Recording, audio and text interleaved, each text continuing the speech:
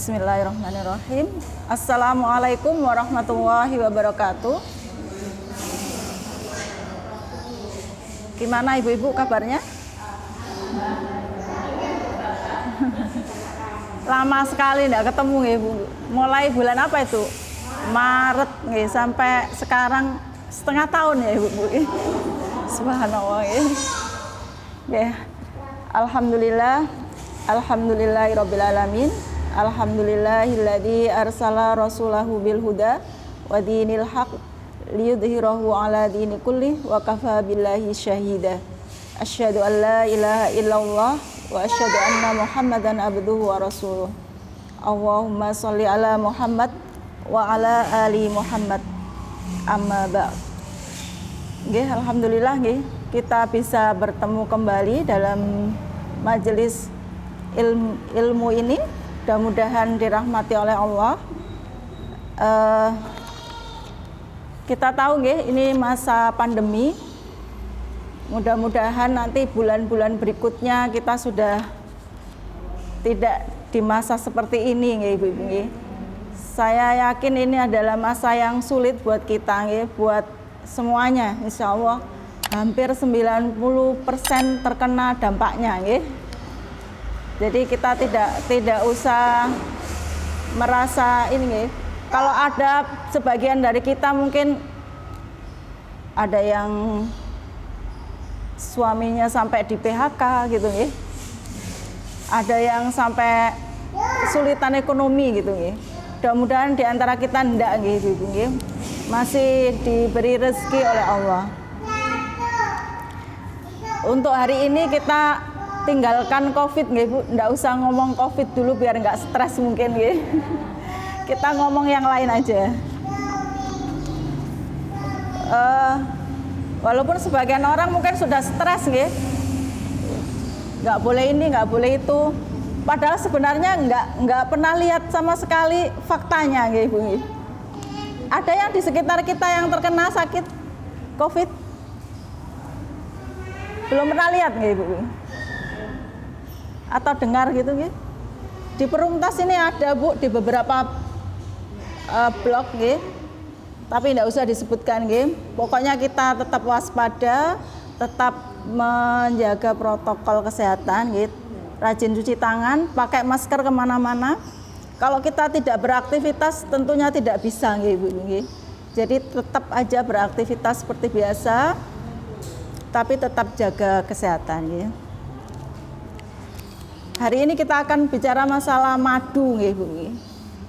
Saya kira ibu-ibu semua sudah paham betul nggih kalau madu itu sangat bagus untuk kesehatan. Kalau kita lihat di firman Allah dalam surat An-Nahl ayat 68 dan 69. Monggo silakan, ada yang bawa Al-Qur'an mau dibaca. Dalilnya adalah surat An-Nahl ayat 68. An-Nahl itu surat yang ke-16.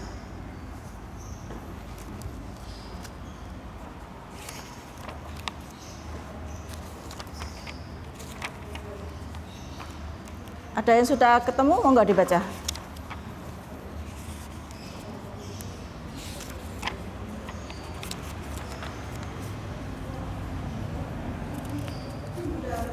Oke, monggo. Dibaca nggih. Dibaca berikut artinya nggih.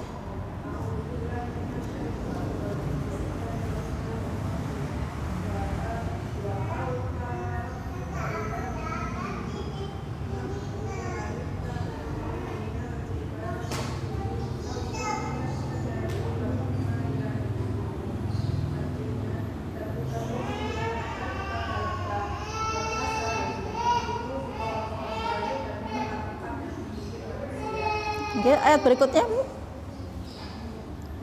Ayat 69.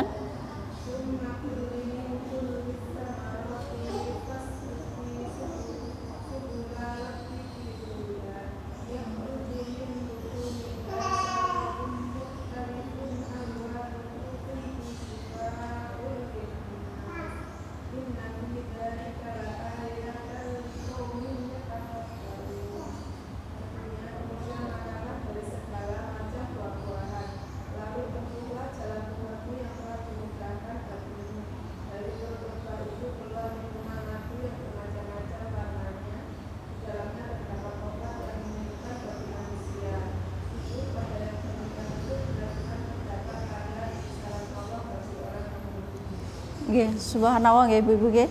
Sudah jelas sekali di situ disebutkan bahwa dari perut lebah itu keluar cairan yaitu madu nggih, yang di dalamnya terdapat obat bagi manusia nggih. Jadi kalau kita sebagai umat muslim nggih harus benar-benar yakin apa yang ada di dalam Al-Qur'an itu adalah benar adanya nggih. Itu namanya beriman. Jadi kita sami'na wa ata'na apa yang ada di dalam Al-Qur'an gitu nggih. Dan sebagai tugas kita adalah setelah meyakini kemudian kenapa kok madu itu bisa dijadikan obat, maka para ilmuwan muslim mulai meneliti ada apa sih di dalam madu itu sehingga bisa dijadikan obat gitu. Nanti kita akan menjelaskan satu persatu apa kandungan yang ada di dalam madu, kemudian penyakit apa aja yang bisa disembuhkan dengan madu nggih. Saya kira ibu-ibu hampir semua sudah mengkonsumsi madu nggih di rumah. Insyaallah nggih. Jadi madu itu walaupun tidak asli ibu-ibu nggih, tetap mengandung madu nggih. Jadi walaupun berapa persen itu tetap ada madunya nggih, walaupun tidak asli nggih. Tapi alangkah baiknya kalau kita bisa memilih yang asli nggih. Tapi sulit sekarang nggih ibu-ibu untuk mendapatkan madu yang asli nggih.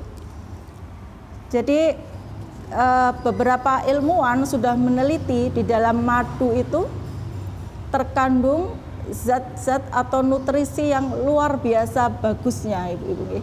Dibandingkan vitamin yang ada yang dijual, vitamin-vitamin kimia itu madu jauh lebih baik, luar biasanya madu. Yang pertama yang terkandung di dalam madu itu adalah sukrosa ibu. Sukrosa itu gula buah nggih. Jadi gula yang bagus nggih, bukan seperti gula pasir nggih. Kalau gula pasir kan glukosa nggih. Kalau ini sukrosa. Sukrosa itu gula yang baik nggih. Yang tidak menimbulkan banyak penyakit artinya nggih. Selain sukrosa, ini kandungan yang terbanyak nggih, nomor 1 sukrosa. Kemudian yang kedua adalah mineral itu. Di dalamnya terdapat mineral yaitu kalium, natrium, kalsium. Semua zat-zat ini sangat penting untuk tubuh kita, untuk metabolisme tubuh gitu. Jadi kalau kita kekurangan dari mineral ini, maka metabolisme tubuh kita terganggu. Kemudian yang ketiga, selain mengandung tadi sukrosa, mineral, kemudian vitamin itu. Di dalamnya ada vitamin E. Vitamin E ini bagus sekali untuk kulit dan kesuburan. Kemudian mengandung vitamin C untuk daya tahan tubuh kita. Selain itu juga vitamin B. Vitamin B-nya ini lengkap, B1, B2, B6, B12, ada semua di dalam madu. Jadi ini vitamin yang bagus untuk saraf kita. Jadi kita sudah tidak perlu minum neurobion dan macam-macamnya, cukup madu. Kemudian selain itu juga mengandung antioksidan.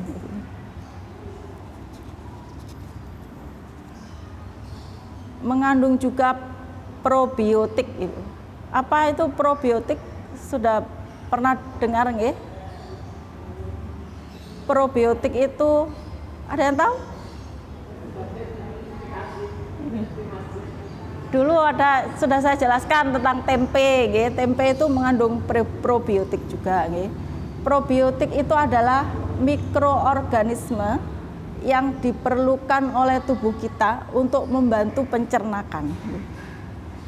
Jadi sangat bagus sekali untuk pencernakan kita.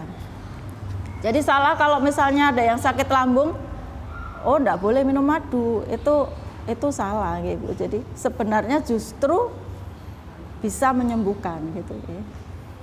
Jadi probiotik selain dari madu, kalau makanan-makanan yang lain yang mengandung probiotik itu tempe, tape, yogurt, terus kimchi gitu. Tahu kimchi ya, Bu? Nggih, kimchi itu juga mengandung probiotik. Terus ada beberapa lagi juga sih.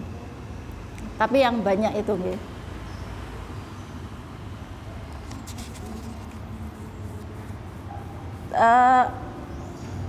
Tadi sampai mana nggih? Vitamin nggih. Vitamin sudah nggih. Kemudian mengandung juga zat besi, Ibu. Makanya kalau misalnya ada yang anemi bisa menggunakan madu untuk terapinya, nggih. Nanti untuk penyakit-penyakitnya kita jelaskan belakangan, nggih. Sekarang kandungannya dulu.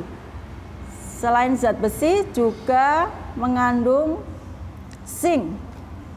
Zinc, bukan seng yang dipakai itu, nggih, Bu. Zinc, nggih.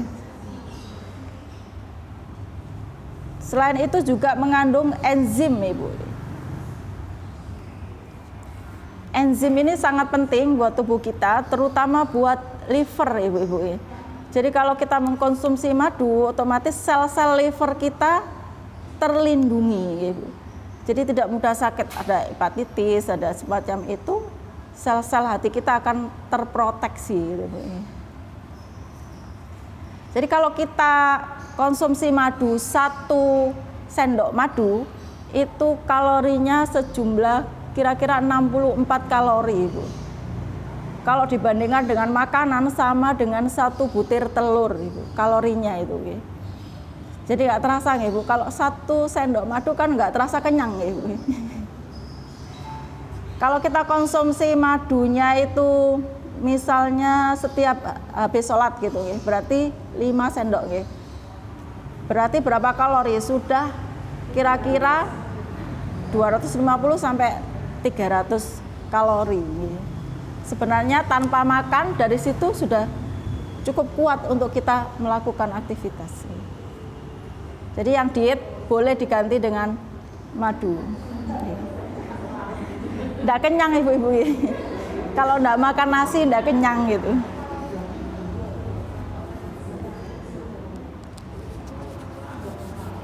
Ada yang ditanyakan sampai di sini tentang kandungannya? Jadi luar biasa, Ibu. Dari madu itu kandungan nutrisinya sangat luar biasa. Makanya Allah menciptakan lebah itu sampai diabadikan dengan nama surat di dalam Al-Quran itu karena memang manfaatnya luar biasa buat manusia. Dan sungguh kita beruntung sebagai umat muslim, karena dengan diciptakannya manusia, diciptakan pula dengan perangkatnya, dengan semua aturannya, itu memang untuk kita bisa beribadah kepada Allah gitu. Kalau nggak ada pertanyaan, saya lanjutkan penyakit-penyakit yang bisa disembuhkan dengan madu, Ibu. Yang pertama, itu madu bisa menyembuhkan luka, Ibu. Sudah pernah mengobati luka dengan madu? Luka, semua jenis luka bisa disembuhkan dengan madu, Ibu. Baik luka segar, misalnya kebacok gitu, Ibu, kena pisau gitu, atau luka bakar, atau juga luka gangren kena diabetes, itu semua luka bisa disembuhkan dengan madu. Bagaimana caranya memakainya? Setelah luka dibersihkan, kalau luka segar kena pisau gitu, dibersihkan dengan air hangat, dengan betadin, kemudian diolesi dengan madu. Kenapa madu bisa menyembuhkan luka? Karena di dalam madu itu ada zat yang bisa membunuh bakteri, Ibu. Jadi dia fungsinya seperti antibiotik, Ibu. Jadi luar biasa, ya. Jadi kalau kita tidak punya obat di rumah, cukup dengan madu. Luka bakar juga demikian. Setelah kena bakar, itu dibersihkan dengan air mengalir, kemudian diolesi dengan madu.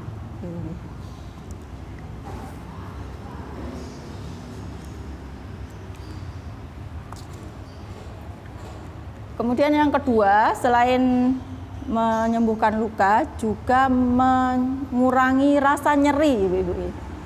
Jadi kalau kita sakit kepala, sakit gigi, nyeri haid, dan nyeri-nyeri yang lain, itu bisa dikurangi dengan mengkonsumsi madu. Caranya 1 sendok madu dilarutkan dalam segelas air hangat.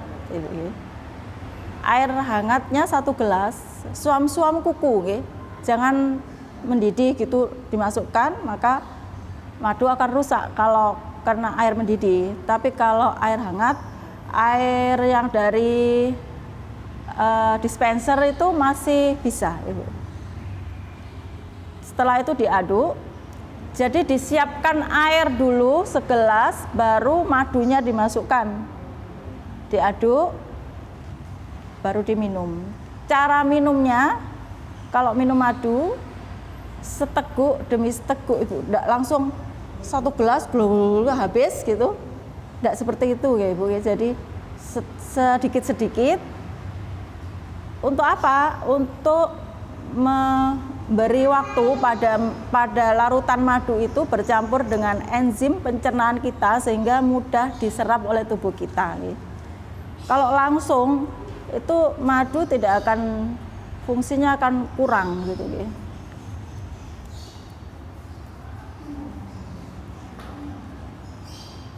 Ada yang ditanyakan? Kalau enggak saya lanjutkan, nggih. Yang ketiga, nggih, untuk menyembuhkan luka lambung atau yang disebut tukak lambung. Nggih. Ada yang sering sakit mah yang berulang-ulang kambuh, itu akan menyebabkan luka di dalam lambungnya. Dan ini bisa disembuhkan dengan madu, sama dengan luka yang ada di luar tubuh kita. Ya.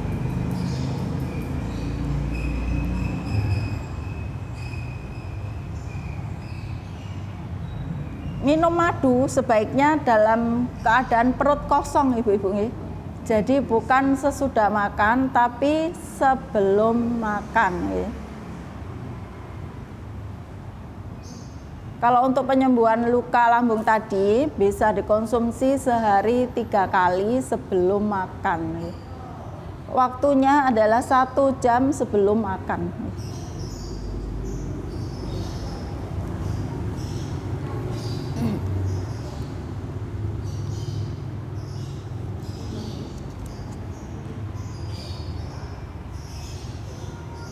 Selain penyakit-penyakit tersebut, madu juga bisa menyembuhkan anemia, Ibu. Kalau wanita itu sering terjadi anemia karena kita kan tiap bulan mengalami menstruasi. Jadi untuk pemulihannya bisa menggunakan madu. Dan untuk anemia ini kita bisa mengkonsumsinya sehari 5 kali, Ibu. 5 kali, mungkin sesudah sholat biar nggak lupa gitu, setiap sesudah sholat gitu. Caranya sama, Ibu-ibu, jadi dilarutkan dalam segelas air hangat, 1 sendok madu dalam 1 gelas air hangat, kemudian diaduk, diminum pelan-pelan. Ada yang bertanya, gimana yang diabetes kalau sering-sering minum madu? Boleh apa enggak, Bu?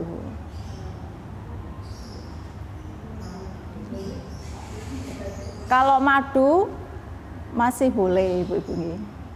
Kecuali kalau madunya itu kandungan gulanya tinggi. Kan ada beberapa penjual yang nakal yang dicampur dengan gula, terus kandungan gulanya sangat tinggi. Dan biasanya bisa dilihat dengan cara membekukan madu di dalam freezer. Dia akan membeku kalau gulanya tinggi, akan mengkristal. Tapi kalau dia kandungan gulanya rendah, tidak akan membeku.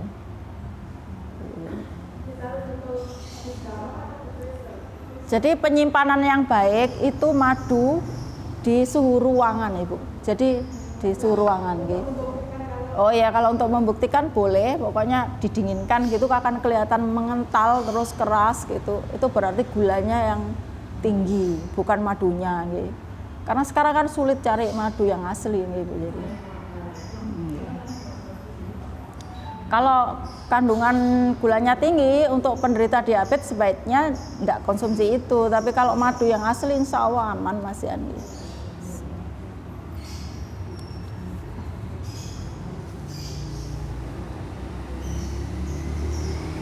Selain itu madu juga bisa menyembuhkan diare, Ibu. Walaupun rasanya manis, Ibu, tapi madu bisa menyembuhkan diare karena tadi sebutkan kandungan zinc di dalam madu itu bisa menyembuhkan diarenya. Caranya juga sama, diencerkan di dalam air hangat. Sering-sering diminum kalau terjadi diare karena untuk mengurangi dehidrasinya juga. Jadi lebih baik daripada oralit, Ibu-ibu. Jadi kalau sekarang nggak usah bikin oralit, rasanya kan nggak enak ya. Kalau air madu kan lebih enak. Apalagi untuk anak-anak pasti suka gitu.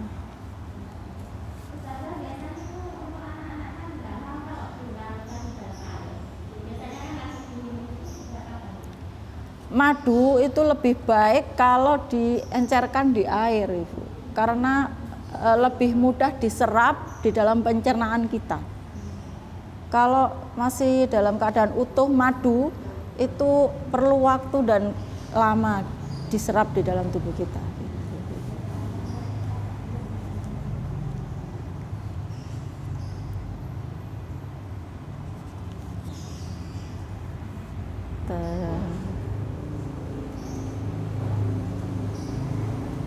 Ada lagi pertanyaan, Ibu?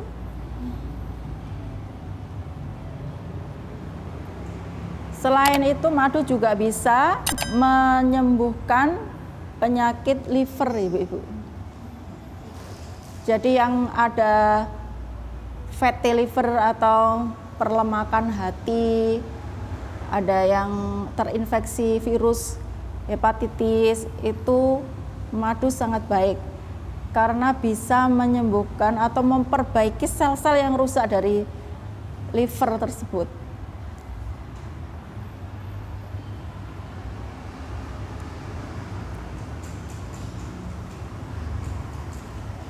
Itu tadi sudah berapa, Bu, penyakit yang bisa disembuhkan? 6 ya. Sekarang yang ketujuh, Ibu. Madu juga bisa menyembuhkan jerawat, Ibu. Bagi yang jerawatan bisa dipakai sebagai masker, dicampurkan dengan lidah buaya, Ibu. Jadi lidah buayanya itu dikerok gitu, dicampur madu, terus dioleskan di wajah kita. Itu juga untuk mencegah penuaan, Ibu-ibu. Ibu-ibu suka biasanya yang gitu-gitu, nggih.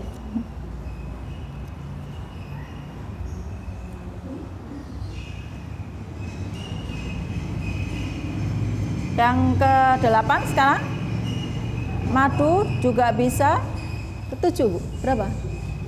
8 ya. Untuk meningkatkan kesuburan pada wanita, Ibu. Jadi bagi yang sulit hamil, masih belum mendapatkan keturunan, bisa dengan terapi madu. Konsumsinya 5 kali sehari seperti untuk anemia tadi, 1 sendok makan dalam 1 gelas air hangat, terus dikonsumsi pelan-pelan.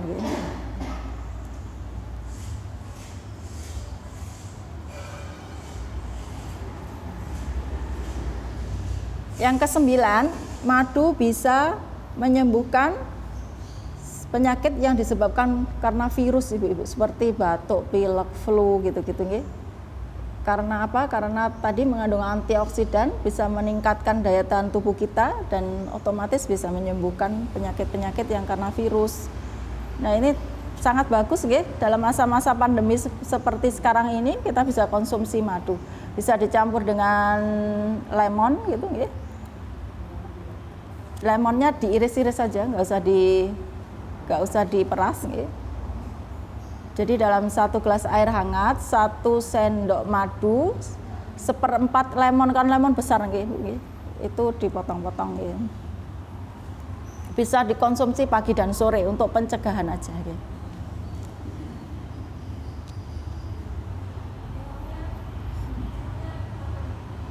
Kenapa, Bu? Pagi dan sore, Ibu. Yang terbaik adalah pada saat kita bangun tidur langsung sebelum makan dan minum apa-apa, nggih. Ya. Terus sebelum tidur juga gitu.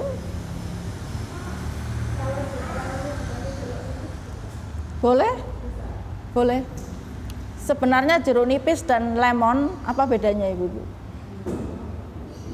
Kalau tren kan pakai lemon gitu nggih. Sebenarnya yang baik justru jeruk nipis Ibu. Jadi nggak usah beli lemon yang mahal-mahal, jeruk nipis jauh lebih baik. Kenapa begitu Ibu-ibu? Karena lemon itu Ibu, itu tanaman yang sudah diubah genetiknya Ibu. Berbeda kalau dengan jeruk nipis itu asli. Jadi jauh lebih baik untuk gen dan DNA kita. Sama dengan kalau kita makan semangka yang tanpa biji dan dengan yang ada bijinya, mana yang lebih baik, yang lebih sehat? Yang ada bijinya Ibu. Jadi kalau mau sehat, yang justru lebih baik yang ada bijinya. Tapi nggak enak ya Bu ya.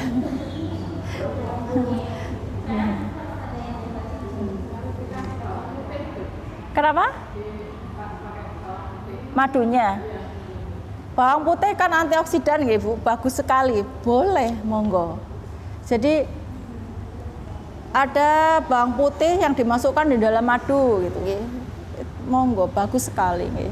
Karena bawang putihnya sendiri itu sudah antioksidan yang luar biasa bagus nggih. Jadi boleh. Untuk penyembuhan darah tinggi itu juga bagus untuk bawang putih dicampur dengan madu. Cuma rasanya ya kalau yang nggak suka rasa dan baunya gitu, itu bisa mengganggu gitu nih.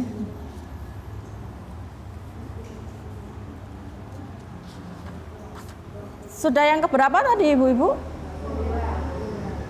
Untuk kesuburan sudah ya? Sudah ya. Madu juga bisa mengurangi panas dalam Ibu-ibu. Jadi biasanya kita kalau sariawan itu sebenarnya sudah betul Ibu, gitu, konsumsi madu. Jadi nggak perlu sekarang beli vitamin-vitamin yang aneh-aneh, cukup disediakan madu di rumah, satu itu aja. Sudah bisa menyembuhkan banyak sekali penyakit yang lain juga, untuk luka, untuk sakit kepala gitu.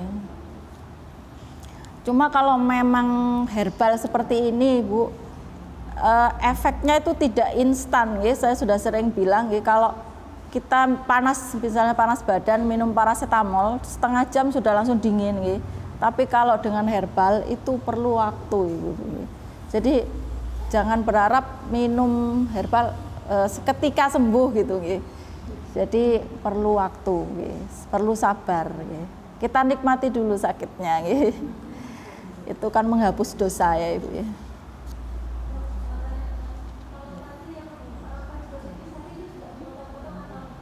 Kenapa Bu? Boleh diperas, nggak apa nggih. Tapi jangan banyak-banyak nggih. Secukupnya nggih. Karena rasa asamnya lebih daripada yang lemon nggih.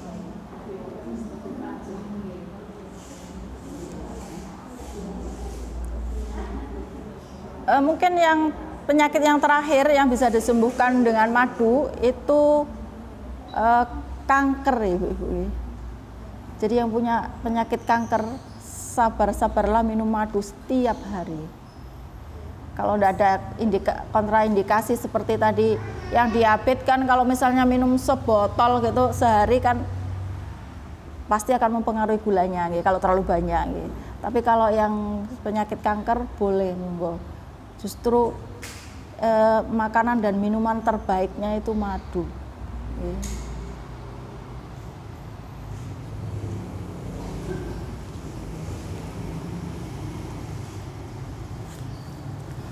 Jadi tadi untuk konsumsinya sudah jelas nggih Ibu, semuanya lebih baik diencerkan di air nggih, di air hangat nggih.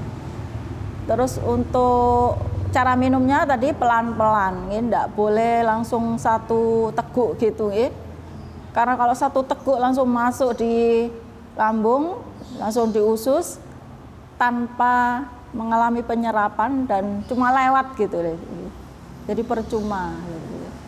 Jadi nikmati, minum pelan-pelan. Juga pada anak-anak mungkin disendok aja, satu sendok suap-suap gitu nih.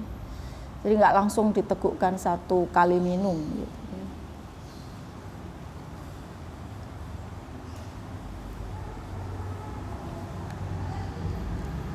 Untuk penyimpanannya sudah tahu ya tadi, tidak di kulkas, di suhu ruangan biasa. Madu itu awet Ibu, setahun pun tidak akan basi dan tidak akan rusak asal ditutup dengan rapat. Tidak ada kadaluarsanya, jadi aman, boleh walaupun tidak di kulkas.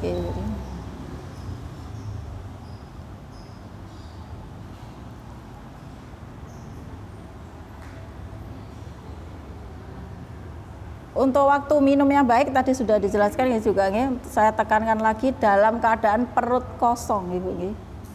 Itu lebih baik. Kenapa? Karena saat perut kosong, enzim kita langsung bisa bercampur dengan madunya dan bisa langsung diserap dan berfungsi untuk tubuh kita gitu.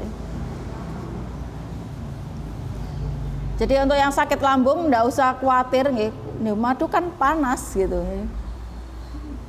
Itu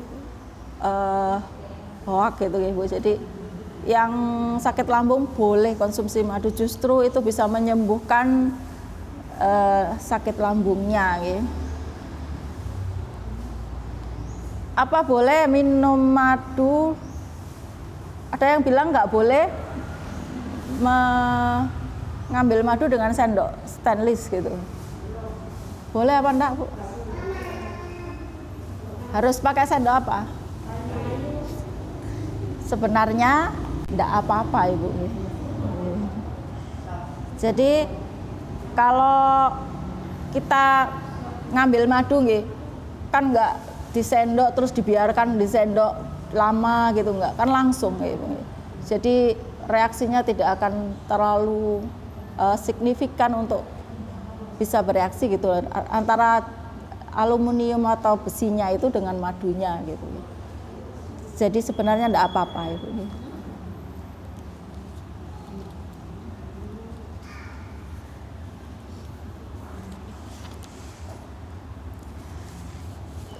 Untuk mengetahui madu yang asli atau tidak sebenarnya ada beberapa cara, Ibu. Yang pertama tadi dimasukkan dalam freezer, kalau membeku berarti tidak asli. Kemudian bisa juga dioleskan di mata korek api itu, terus kita nyalakan, itu tetap nyala, Ibu. Berarti madunya asli.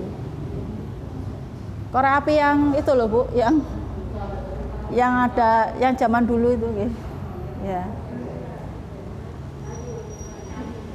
Bisa juga ditaruh di piring, kita ambil piring yang warnanya putih, terus kita teteskan, kita beri air, kita goyang-goyangkan, akan membentuk sarang lebah, Ibu. Itu asli berarti. Nanti percobaan di rumah ya, Bu, madunya dicoba asli apa enggak gitu, biar kita tahu aja gitu.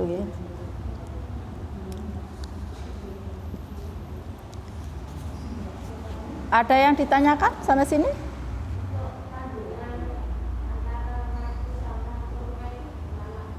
Sama-sama baiknya, Ibu. Bisa dikombinasi juga, Kenapa, Bu?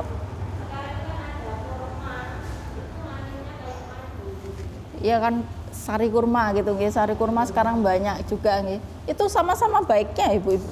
Kurma kan makanan terbaik juga, Jadi, kalau madu sudah disebutkan dalam Al-Quran tadi sebagai obat, kalau kurma memang disunahkan, Rasulullah kan memang makanannya madu, jadi kita ikuti sunnah Rasul dan apa yang ada di dalam Al-Quran. Kalau untuk kesuburan dua-duanya bisa. Ada lagi yang ditanyakan?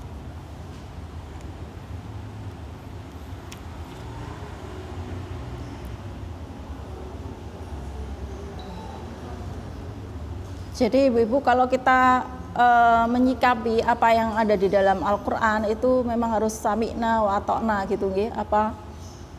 Apa yang ada itu kita kerjakan gitu. Seperti kita belajar ilmu fikih nggih. Ilmu fikih itu bukan semata-mata boleh tidak boleh, haram atau halal gitu nggih. Tapi di dalamnya ada semacam keimanan gitu nggih.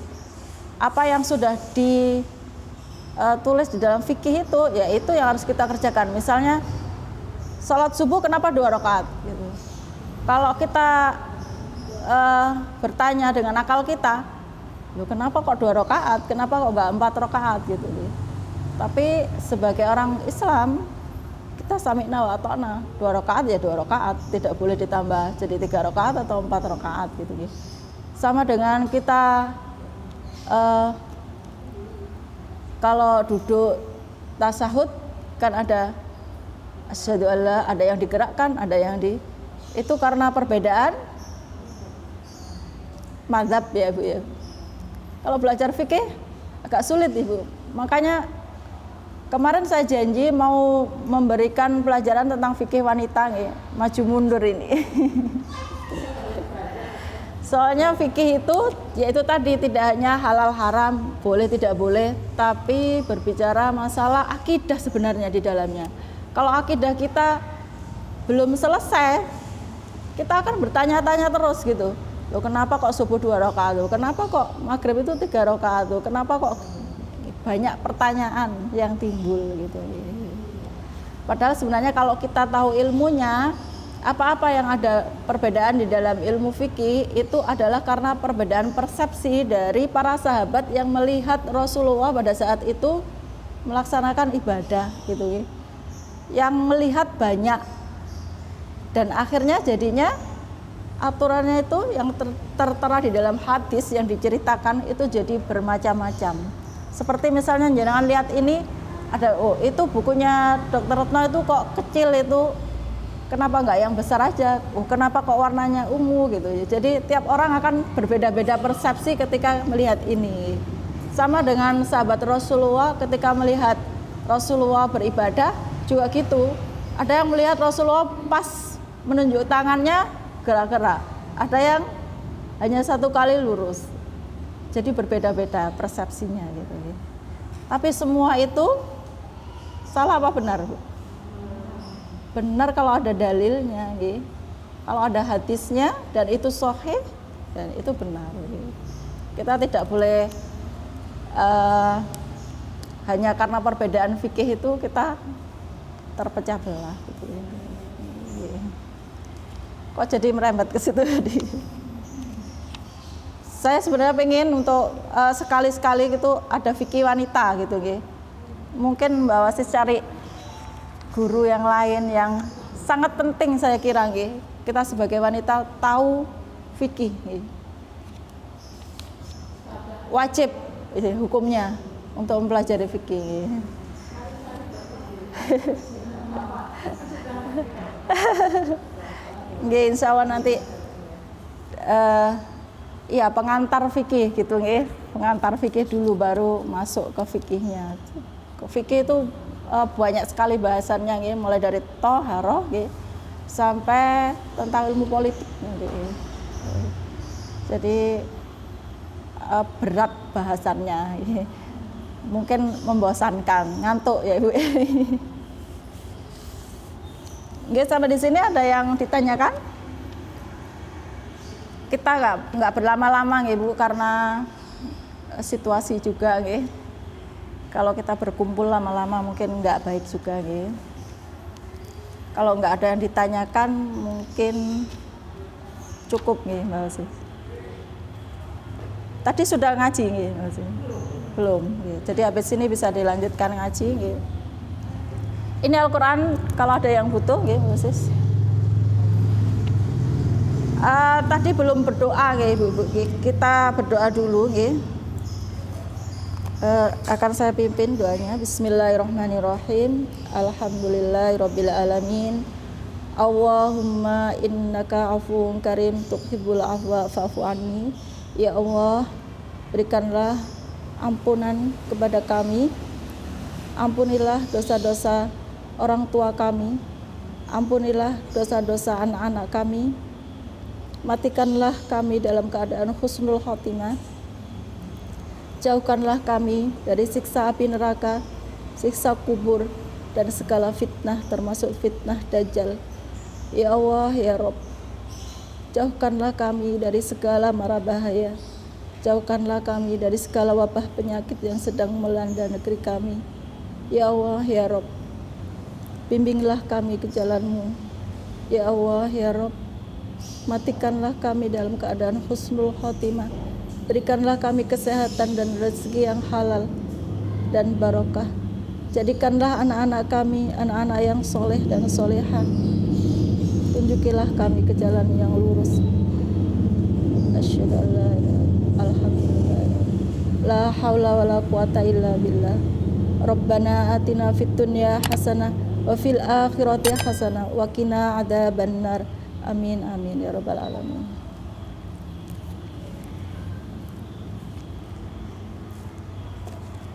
Saya tutup nggih Ibu nggih dengan doa kafaratul majelis. Subhanakallahumma wa bihamdika asyhadu an la ilaha illa anta astaghfiruka wa atubu ilaik. Assalamualaikum warahmatullahi wabarakatuh. Mohon maaf nggih Ibu-ibu kalau ada kesalahan kata itu dari saya nggih. Kalau ada kebenaran insyaallah datangnya dari Allah.